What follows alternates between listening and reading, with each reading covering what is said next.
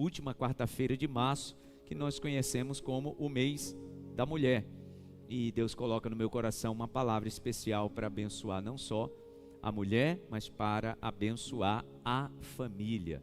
E por isso eu quero falar sobre mulheres corajosas, mulheres cheias de Deus, cheias de força e cheias de coragem.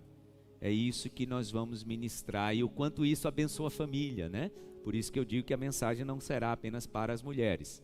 Uma mulher corajosa, uma mulher cheia de força e cheia de Deus, ela salva a sua família, literalmente ela salva a sua família. Se muitos homens soubessem, levantaria as mãos para os céus e agradeceria ao Senhor todos os dias pela mulher que Deus lhe deu, pois você nem sabe os livramentos que o Senhor te deu de tomar decisão desastrosa por causa da mulher que Ele te deu. Pode ter certeza disso, tá, irmãos? Essa é uma absoluta verdade. Nós vamos falar sobre isso nessa noite.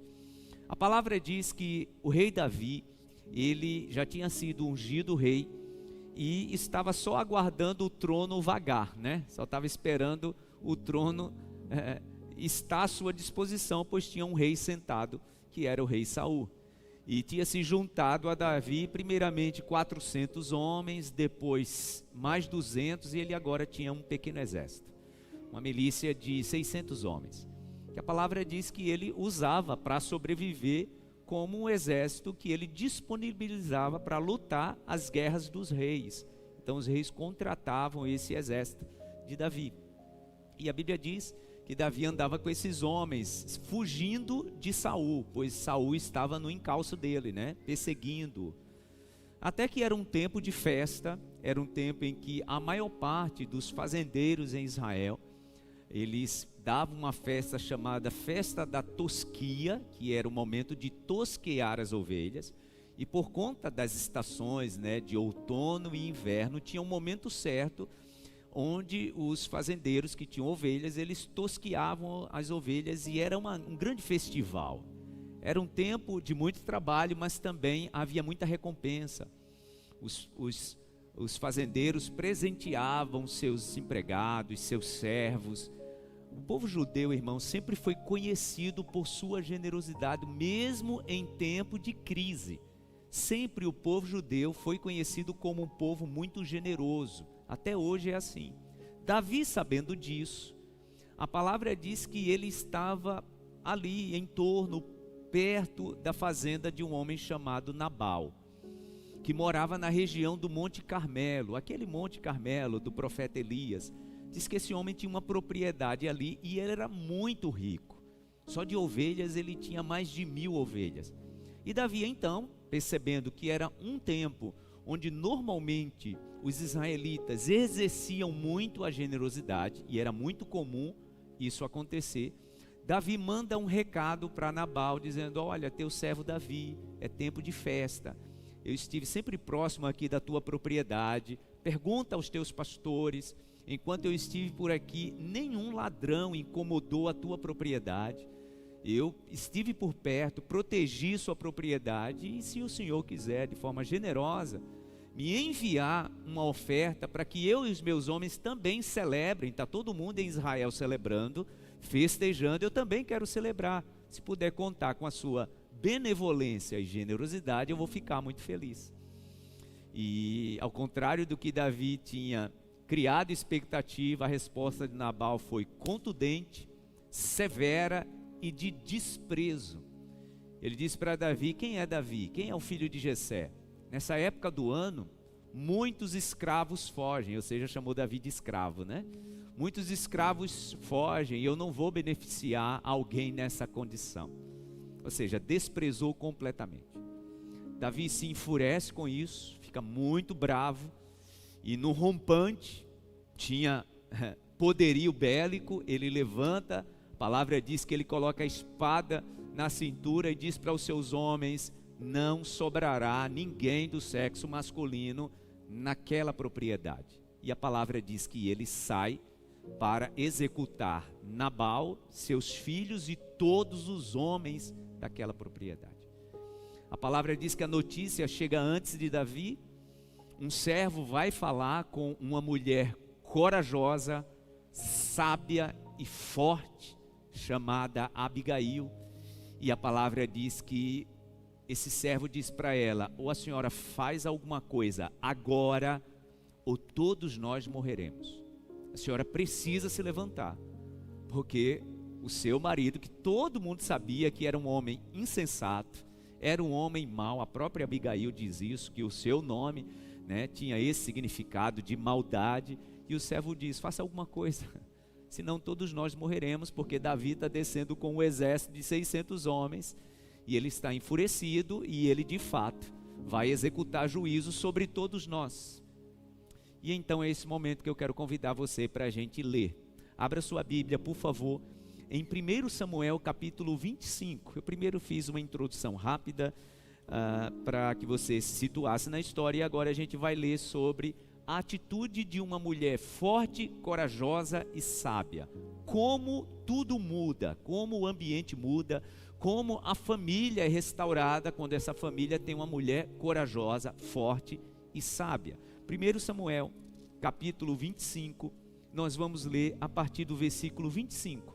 Recomendo que você depois, não agora, senão você não vai acompanhar a mensagem, depois você leia todo o capítulo e você vai ver em mais detalhes o que eu contei rapidamente, ok? Capítulo 25 de 1 Samuel, a partir do versículo 25, diz assim a palavra: Abigail vem ao encontro de Davi. A palavra diz que antes ela manda muitos suprimentos, muito alimento, sem avisar o esposo. Ela sai de casa, não avisa ao marido e vai salvar sua família. Manda os presentes primeiro e depois ela vem. E a palavra diz que ela se prostra diante de Davi, pede a ele misericórdia. E agora começa a fala dela: meu senhor, não des atenção àquele homem mau, Nabal. Ele é insensato conforme o significado do seu nome, e a insensatez o acompanha. Contudo, eu, tua serva, não vi os rapazes que o meu senhor enviou. Ou seja, Abigail não está culpando o marido, ela está dizendo: na verdade eu que não percebi, eu poderia ter feito alguma coisa, mas eu não fui rápida em perceber o problema que tinha sido gerado lá em casa. Olha o que é sabedoria. Agora, meu senhor, juro pelo nome do Senhor e por tua vida, que foi o Senhor que te impediu de derramar sangue e de te vingares com tuas próprias mãos, que teus inimigos e todos os que pretendem fazer-te mal sejam castigados como Nabal, e que este presente que esta tua serva trouxe ao meu senhor seja dado aos homens que te seguem. Esquece, eu te suplico, a ofensa de tua serva, pois o Senhor certamente fará um reino duradouro para ti, que travas os combates do Senhor. E em toda a tua vida nenhuma culpa se ache em ti. Mesmo que alguém te persiga para tirar-te a vida de meu Senhor estará firmemente segura, como a dos que são protegidos pelo Senhor, o teu Deus. Mas a vida de teus inimigos será atirada para longe como uma tiradeira.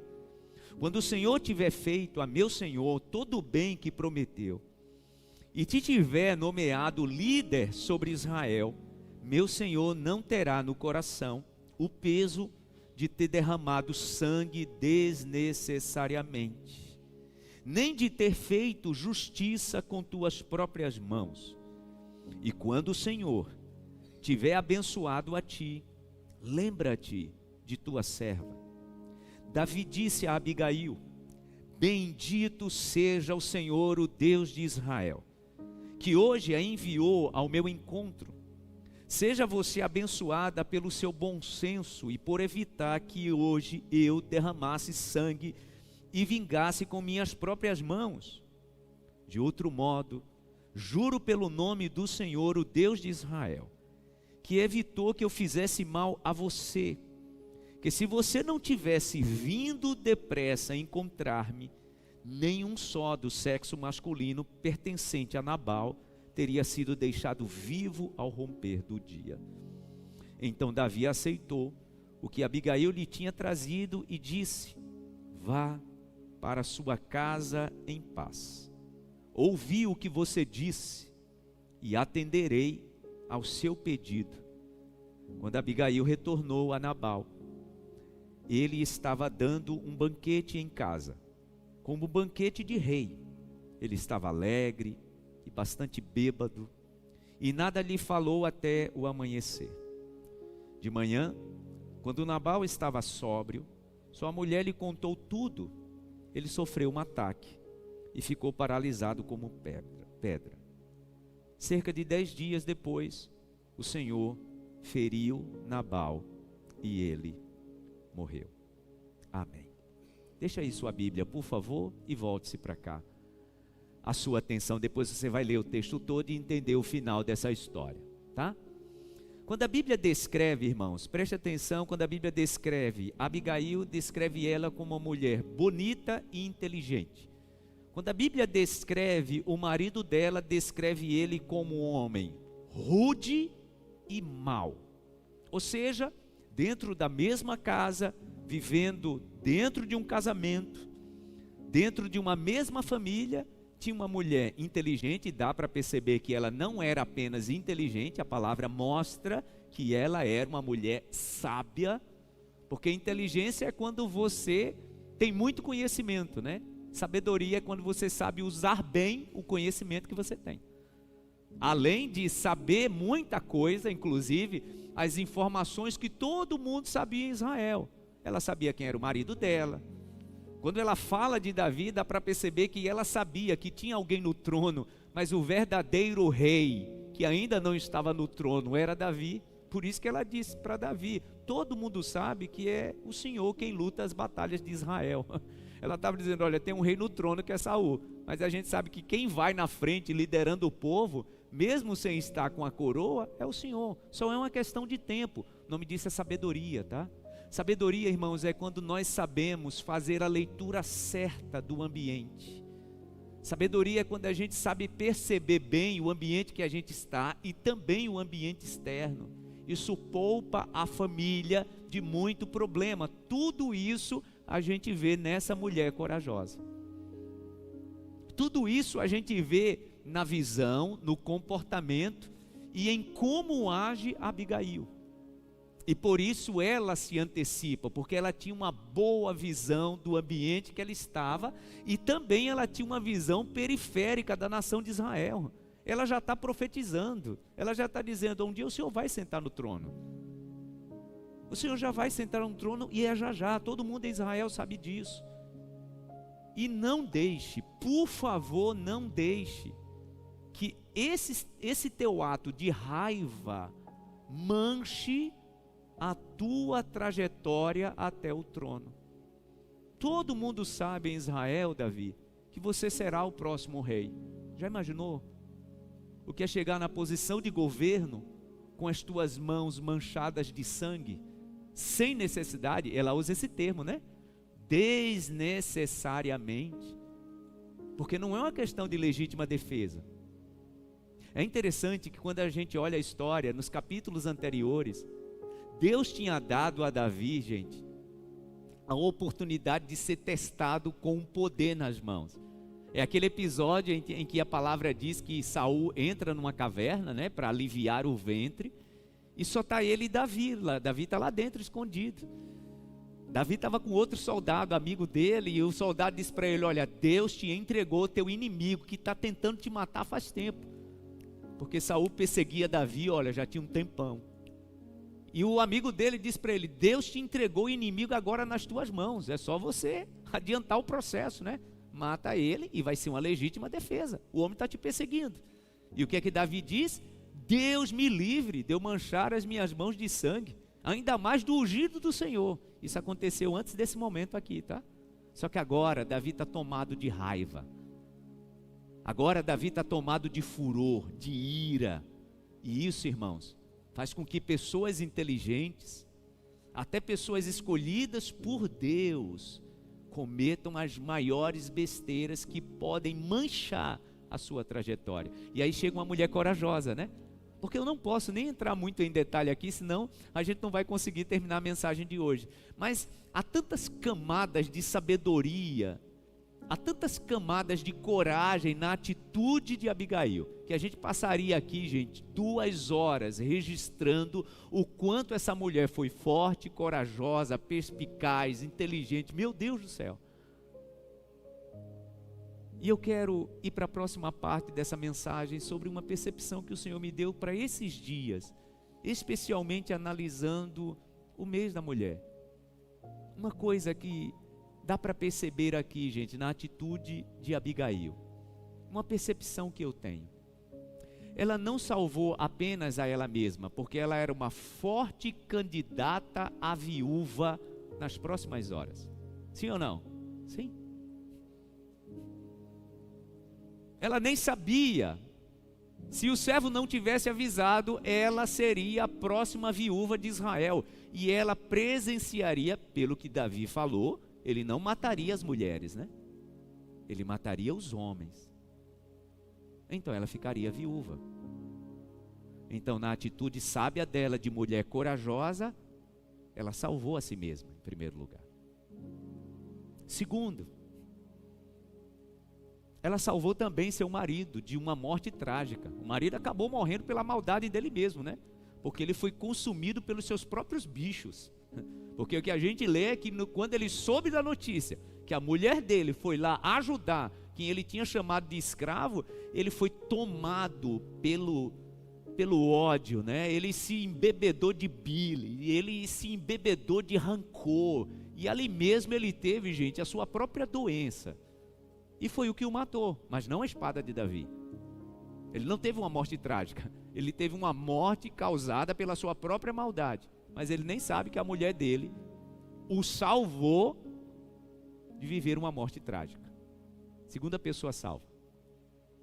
Todos da família de Abigail, os filhos, os empregados, os servos, todos foram salvos por causa de uma mulher corajosa. E o próprio Davi. O futuro de Israel foi salvo pela coragem daquela mulher. Aquela mulher é usada por Deus, irmãos, para salvar o maior rei que Israel teve. O maior rei que Israel teve. Quando a gente olha para Jesus, está Bartimeu lá na entrada da cidade de Jericó, chamando o Filho de Deus, de quê, gente? De Jesus, filho de quem? De Davi. Imagina que nessa frase tem o dedo não, a mão não, a ação de sabedoria de Abigail. Porque Davi estava na iminência de se projetar para ser o futuro rei de Israel como um homem violento, rancoroso, que agia com o fígado. A mulher foi lá e num ato de coragem, de sabedoria, de simplicidade, cheia do Espírito de Deus, aplacou a ira de Davi e resolveu a situação dela, do marido, da família e do futuro de Israel. Isso é o que acontece quando a mulher sábia age, com coragem. Mas mais importante do que coragem, essa mulher, ela teve, gente, posicionamento.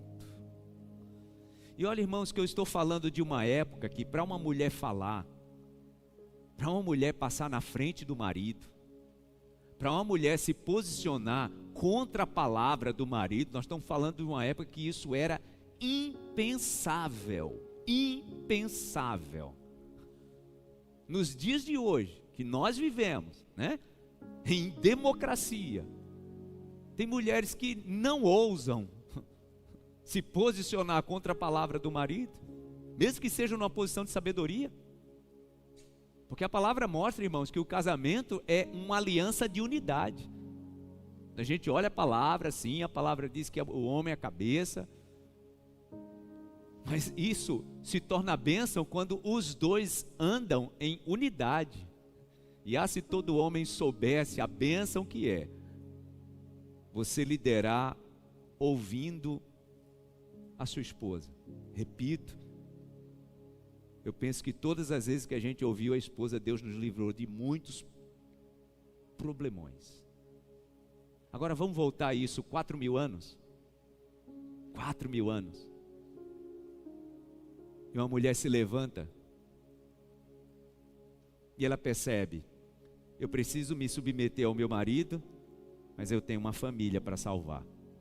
Eu tenho que fazer uma escolha. E ela faz. E ela salva não só a si própria, não só seu marido, não só seus filhos, não só os empregados, mas ela salva o futuro de uma nação, por causa da sua atitude sábia. E por quê? Porque ela simplesmente se posicionou na hora certa. Porque simplesmente ela entendeu que ela precisava ter uma posição. É impressionante, irmãos, como o nosso inimigo, ele sabe que um homem e uma mulher em desunião, sem unidade, o quanto isso é um problemão para a família. E o maligno trabalha isso de forma sistemática, todos os dias. Um dos maiores problemas que eu vejo de disfunção de autoridade de pais, e aí quando eu chamo pais, né, você sabe, eu estou falando de pai, mãe e filhos, sabe qual é? Filhos que percebem que os seus pais não são alinhados nem se entendem, em tudo, tá? Na forma de criação, na forma de correção, na forma de condução, em apontar o futuro. Eu converso, gente, eu converso com criança e com adolescente. É como se nessas conversas e atendimentos eles estivessem dizendo assim: meu pai e minha mãe, eles não se entendem, como é que eles vão me guiar? Porque, gente, entenda, quando Deus ele formou a família, ele fez com que um homem e uma mulher se unissem para que a próxima geração fosse guiada pelos dois. Só que esses dois não se entendem, não se unem, são discordantes na maior parte do tempo. Até na forma de conduzir, nas coisas mais básicas, decidir sobre escola, decidir sobre direção, decidir sobre o futuro dos filhos. Então esses filhos, já percebeu que a maior parte dos problemas familiares assim, os filhos ficam dentro de um tiroteio dentro de casa. Porque o pai diz uma coisa, a mãe diz outra e os filhos ficam ali, e aí? Eu sigo quem? Aí está a estratégia de destruição do maligno. E quando não é assim, é quando de fato, dentro dessa casa, o que mais sobra, além da desordem, é a briga. E aí esses dois não conseguem mais estar juntos, então se separam. E agora esses filhos vão viver disfunção de maternidade e paternidade. E normalmente, quando isso acontece, a responsabilidade vai cair no colo de quem? De criar os filhos? Da mãe. Por isso, irmãos, é muito mais possível você ver mãe solo do que pai solo. Por quê? Porque a mulher, até às vezes, para defender os seus filhos, ela decide: olha, eu não vou colocar ninguém aqui dentro de casa, porque eu não sei quem é que vai entrar aqui. Perceba se não é assim. O marido normalmente já arranja outra esposa, já vai fazer outra família, e é aquela mulher ali sozinha que vai levando a vida, só Deus sabe como.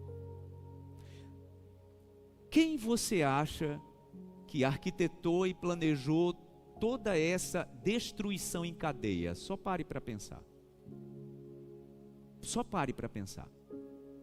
O maligno, ele sabe que uma família bem unida, estruturada e fundamentada é uma bênção para a sociedade.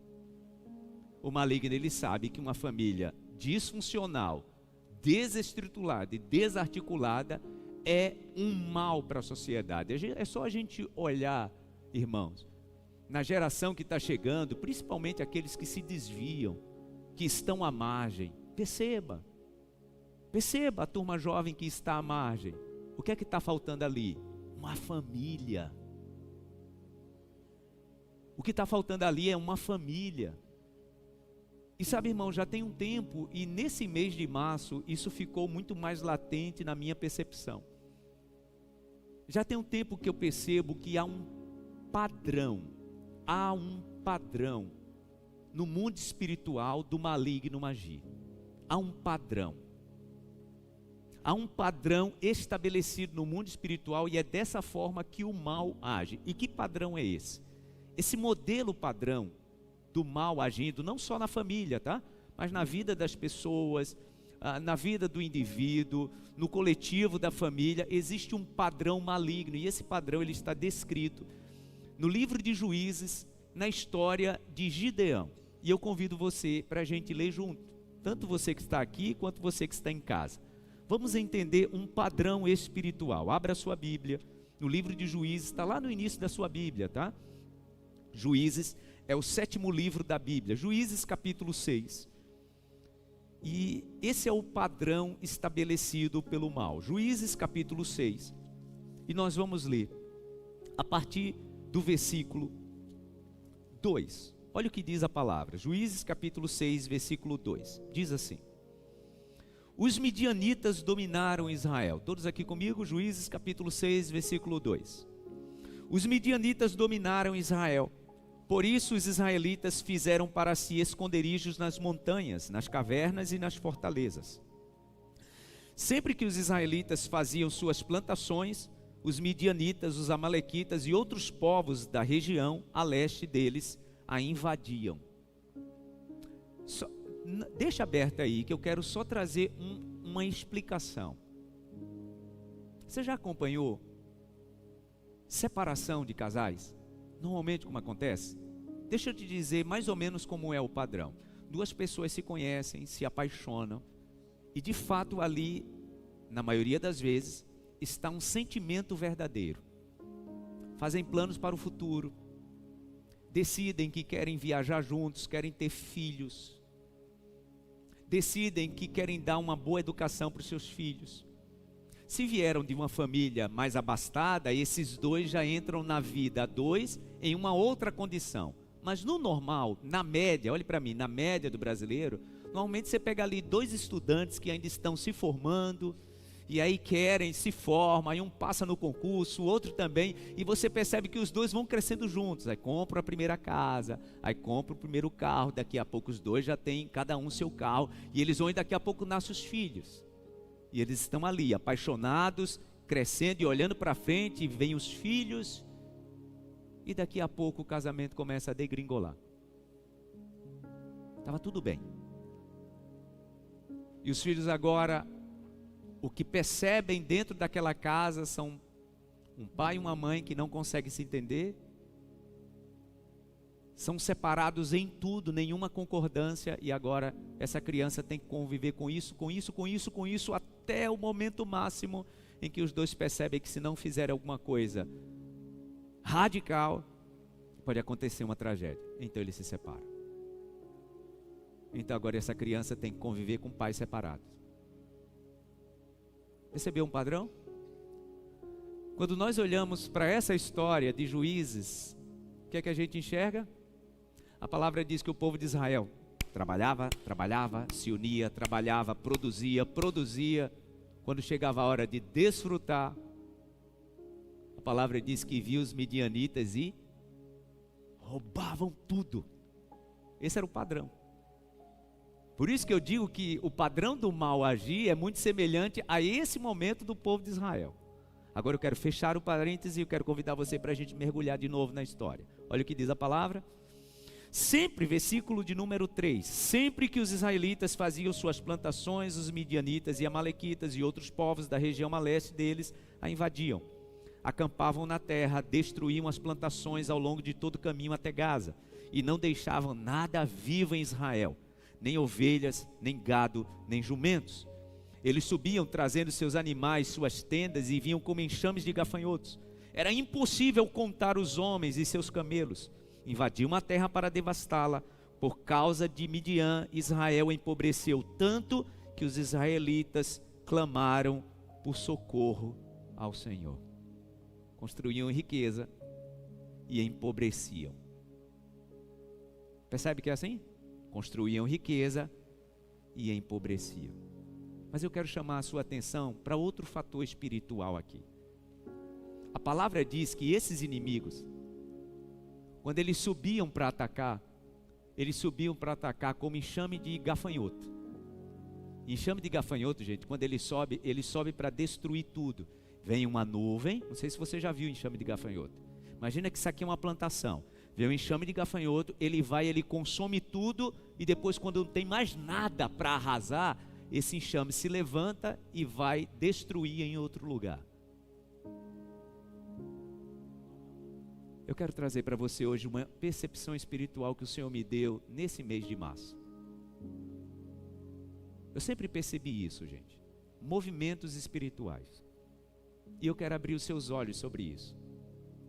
Perceba como é que acontece tragédias. Se elas não acontecem, a gente olha para o Brasil, acontece tragédia. Por exemplo, deslizamento. É um deslizamento aqui, outro ali, outro ali. Desastre de acidente aéreo. É um avião caindo aqui, outro ali e outro lá. Isso não é coincidência, irmãos. Existe uma ordem do mal atuando através de principados em regiões. Irmãos, eu nunca vi algo como eu tenho visto neste mês de março de 2026. De tanta tragédia contra mulheres. Eu nunca vi isso. Ah, pastor, já vi tanta coisa acontecer no noticiário. Dessa forma, não. Você liga a televisão e você desliga a televisão e liga de novo. Vai ser raro você colocar num jornal para que lá não esteja noticiando uma matéria de feminicídio. O ano de 2025, gente, foi o ano do recorde nacional. E olha que os números, eles nem estão perto daquilo que de fato está acontecendo. Essa série histórica começou em 2015. Eu estou trazendo o dado aqui do G1, da EBC, que é a agência nacional. Aproximadamente 4 mulheres foram assassinadas por minuto no Brasil em 2025. Eu conversava isso com a Dani hoje de manhã e dizia para ela o quanto o efeito do mal contra a família é muito mais desastroso. Porque a nova onda que eu percebo dos covardes que assassinam mulheres ou agridem mulheres é que agora, antes eles só faziam isso. Agora a tragédia tem que ser pior, o mal tem que ser mais terrível contra a família. Já percebeu como é que está sendo? Eu causo o mal e depois eu tiro a vida. Eu dizia isso para ela, meu amor, você percebe? A tragédia do maligno é de fato para desfacelar. Então eu deixo filhos órfãos de pai e de mãe. Não pode ser normal, irmãos. Isso não pode ser tratado de forma natural. E há uma legalidade, tá? Porque os principados e potestades, irmãos, eles só agem em região quando há legalidade. Eu ministrei sobre isso aqui domingo. Quando eu falava sobre Jesus libertando, né, o endemoniado gadareno e a legião pedindo para ele, deixa a gente ficar aqui, porque a gente domina essa região. Eu dizia isso, né, reforçando isso, conversando com alguns pastores, falando isso até com a Dani, dizendo, veja só, Jesus ele veio para libertar e salvar. Vamos imaginar que Jesus não quisesse deixar que aqueles espíritos continuassem naquela região. Jesus não podia fazer isso. Por quê? Porque Deus não quebra a regra que Ele mesmo estabeleceu. E o mundo espiritual ele é regido por regras. Lugares, irmãos, onde há, preste atenção, lugares onde há legalidade, o mal é quem vai agir. E já tem muito tempo que na nossa nação o mal foi legalizado, principalmente por quem tem autoridade. Não é à toa que 2025 foi o ano que mais registrou tragédia. E essa tragédia, gente, está desfacelando as famílias. É uma notícia atrás da outra. Então, voltando à história, quando os espíritos dizem a Jesus, deixa que a gente fique aqui, Jesus disse, olha, o que eu queria libertar eu já libertei, que é o homem que eu vou usar como missionário. Agora, se as pessoas dessa cidade não querem a libertação, então que eles fiquem com essa atuação maligna. É tanto que a palavra diz que quando o povo da cidade chega, o povo expulsa Jesus. Está aí a prova que Jesus não podia impedir aquilo que estava legalizado por aquele povo. Jesus simplesmente vai embora, deixa lá um missionário, tá? E é aquele homem que traz salvação para todas aquelas 10 cidades. Por quê? Porque Jesus já tinha feito a obra nele, mas o povo daquela cidade tinha legalizado sobre si a atuação do mal. E eu vejo, irmãos, esses movimentos, e eles são sutis, tá? São sutis. E eu preciso trazer isso aqui para o altar. E eu sei que muitas pessoas não vão entender ou não vão gostar, mas eu tenho compromisso com a palavra.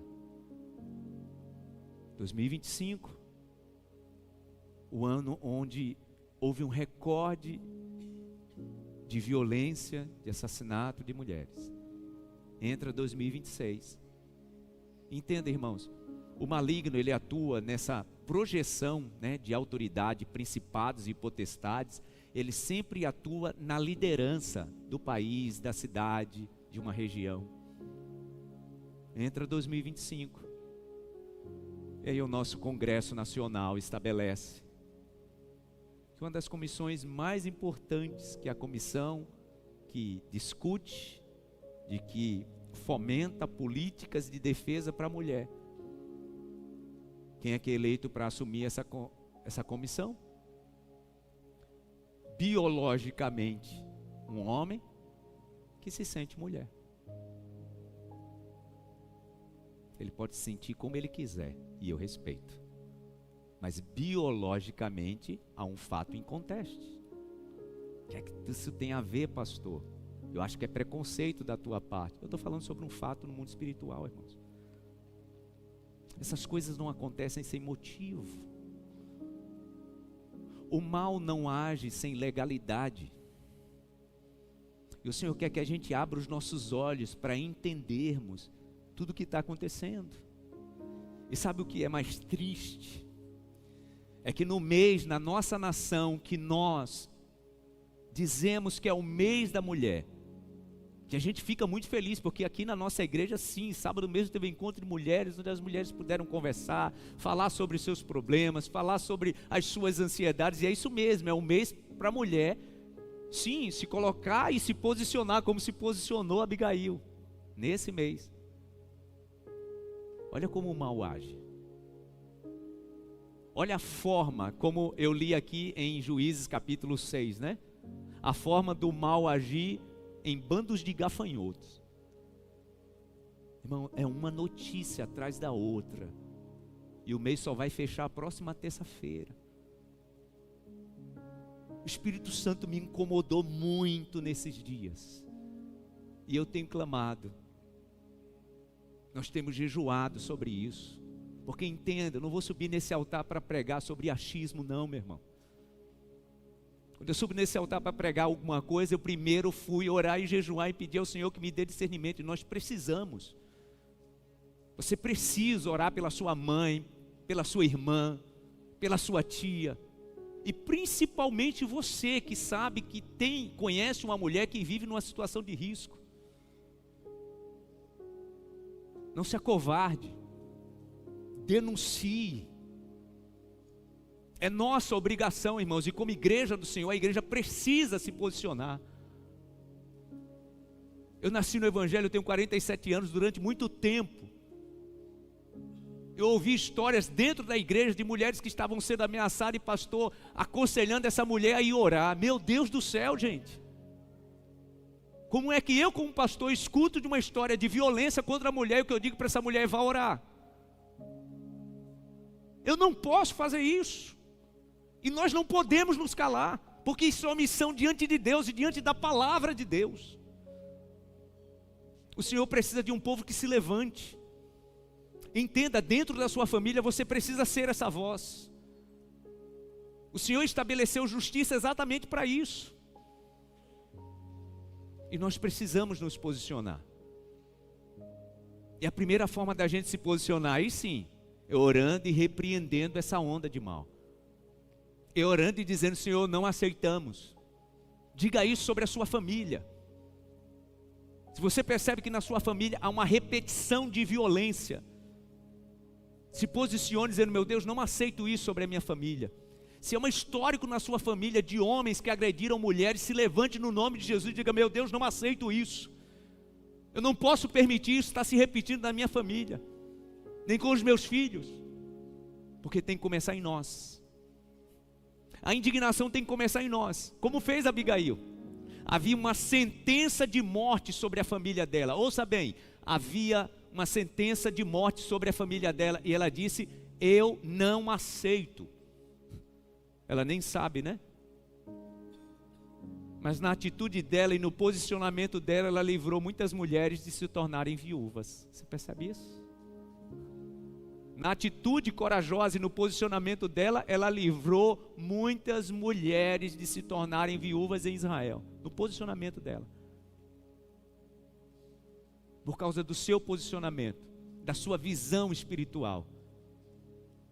E a luta, irmãos, contra o feminicídio é uma visão espiritual. É um posicionamento espiritual. E o Senhor nos chama a essa responsabilidade.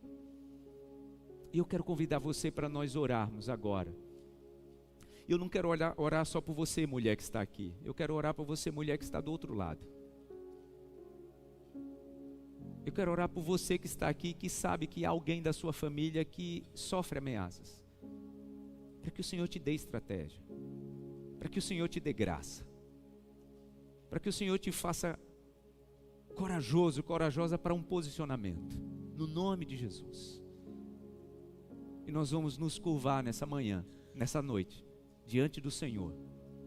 E eu quero liberar uma palavra poderosa, ministrando o mundo espiritual, que seja repreendido esse espírito de morte. No nome de Jesus. Que seja repreendido esse espírito de destruição. Esse padrão maligno, como diz Juízes capítulo 6, esse padrão que vem, destrói e depois vai embora. Gente, nessa madrugada, nessa noite, nessa madrugada, nós tivemos notícia aqui, de dupla morte. Meu Deus do céu. Até quando nós vamos olhar para isso e como igreja do Senhor, vamos dizer, se tornou normal, porque entenda, tá? Olhe para mim, é isso que o maligno quer. Que a gente olhe para tudo isso e diz, não, já é normal, é desse jeito. Não, não é normal. E nós não vamos aceitar no nome de Jesus. Quem aqui não vai aceitar isso? Levante-se no seu lugar e vamos orar, no nome de Jesus. Quero pedir o Ministério de Louvor que venha aqui antes da gente orar.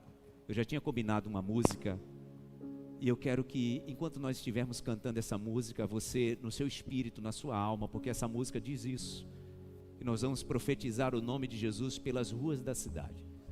Enquanto nós estivermos cantando e declarando, nós já vamos terminar, tá, gente?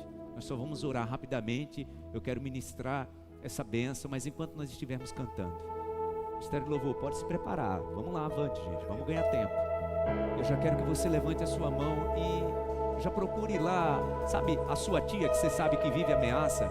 Vá pelas ruas, chegue na casa dela agora, na tua mente, no teu coração, e diga, meu Deus, eu declaro libertação sobre aquela minha tia, sobre aquela minha prima. No nome de Jesus. No nome de Jesus. No nome de Jesus. Sobre a escuridão, Ele vai trazer a sua luz. Sobre tua família, declaramos. Clame o santo nome de Jesus. Queremos assim, meu Deus.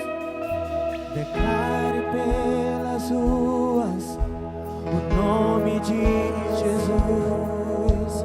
Sobre a escuridão, Ele vai trazer a sua luz. Declaramos isso, Pai. Sobre tua família, clama o santo nome Jesus.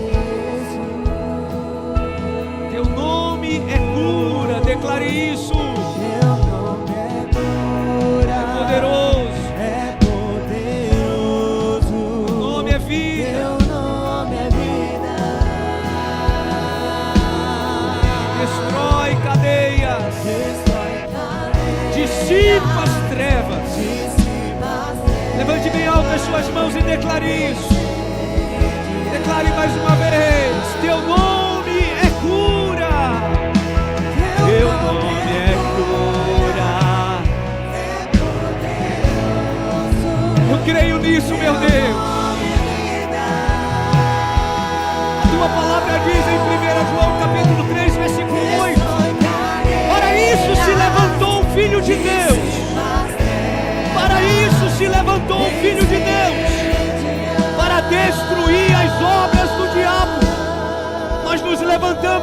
Deus, na autoridade do nome de Jesus.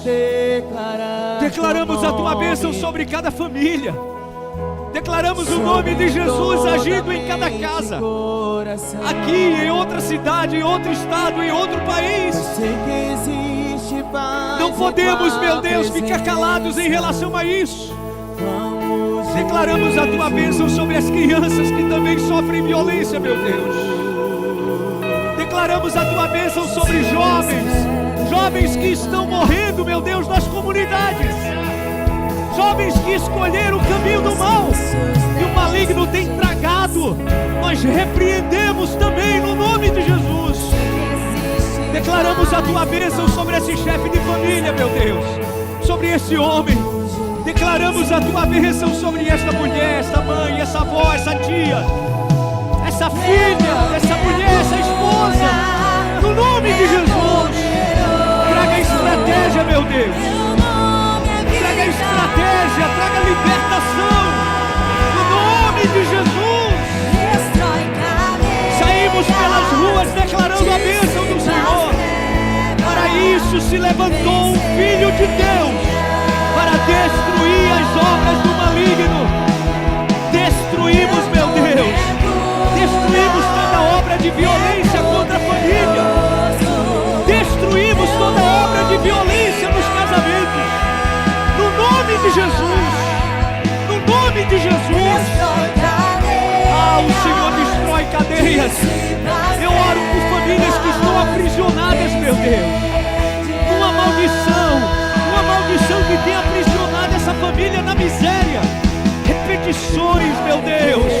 Repetições de males, repetição de miséria, repetição de violência, repetição de morte, repetição de desgraça, no nome de Jesus. No nome de Jesus. Que venha libertação sobre esta casa, que venha libertação sobre esta família, que venha libertação sobre os filhos. Ah, meu Deus, todo espírito de violência caia por terra no nome de Jesus. Todo espírito de violência caia por terra no nome de Jesus. Entra nessa casa agora, meu Deus. Entra nessa casa agora, meu Deus. Essa casa agora que está clamando, entra agora nessa casa. Dissipa todas as trevas, dissipa todo o mal. Ah, meu Deus, levanta mulheres corajosas, mulheres que se posicionem, homens que se posicionem, no nome de Jesus. Que essa família se levante em autoridade, meu Deus. Que ninguém aceite, meu Deus, violência com normalidade. Nós não aceitamos. Declaramos o nome de Jesus. Onde a luz chega, as trevas têm que sair. Onde Jesus chega, o mal tem que bater em retirada. Proteja as famílias, meu Deus. Proteja os filhos. Proteja a casa dos teus filhos. Proteja, meu Deus. Diz a tua palavra no Salmo 91: nenhum mal te sucederá, nem praga alguma chegará à tua vida. Eu declaro isso no nome de Jesus. O teu nome é cura, o teu nome é poderoso. Declara a bênção do Senhor sobre a sua vida.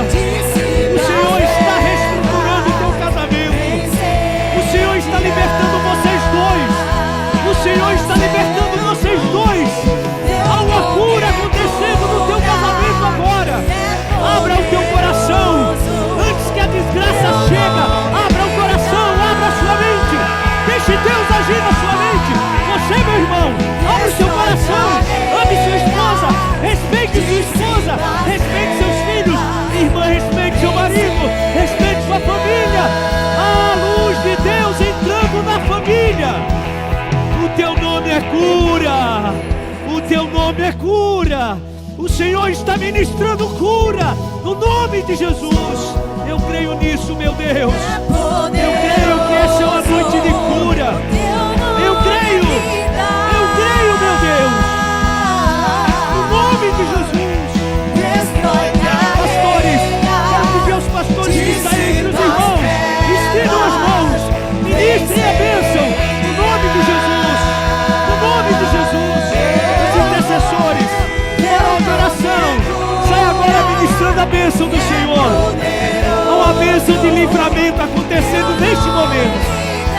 O Senhor está livrando famílias de tragédia nesse momento. O Senhor está livrando famílias de tragédia nesse momento. Laço de morte está sendo quebrado agora, no nome de Jesus. Laço de morte contra a família agora, sendo quebrado no nome de Jesus. Eu creio, meu Deus. O teu nome é cura. Oh, o teu nome é cura. Ore, canta, salavasse, reclamasse. Eu creio, meu Deus. No nome de Jesus.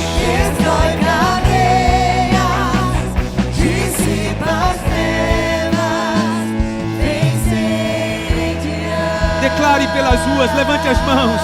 Levante as mãos, declare pelas ruas. Declare pelas ruas o nome de Jesus. Sobre a escuridão. Ah, eu creio nisso, meu Deus. O Senhor está visitando casas agora. O Senhor está visitando lares agora. A luz de Deus chegando na tua casa agora. A luz de Deus chegando na tua casa. Há anjos do Senhor com espada desembanhada de fogo entrando na tua casa e quebrando todo o mal. Famílias que estão sendo alvo de trabalho de feitiçaria, o Senhor está quebrando isso agora na autoridade do nome de Jesus. O Senhor está restaurando famílias agora, no nome de Jesus. Ah, meu Deus, sobre as ruas de Aracaju, sobre as ruas do nosso estado, sobre as ruas do Brasil. Ah, eu creio. Há um confronto espiritual acontecendo agora. Eu creio nisso. Eu creio nisso. Oh, recanta, salavasse, reclamasse. O Senhor está visitando famílias agora, no nome de Jesus. Ah, eu creio. Teu nome é cura. Cante pela última vez para irmos para casa. Teu nome é cura, é poderoso. Teu nome é vida.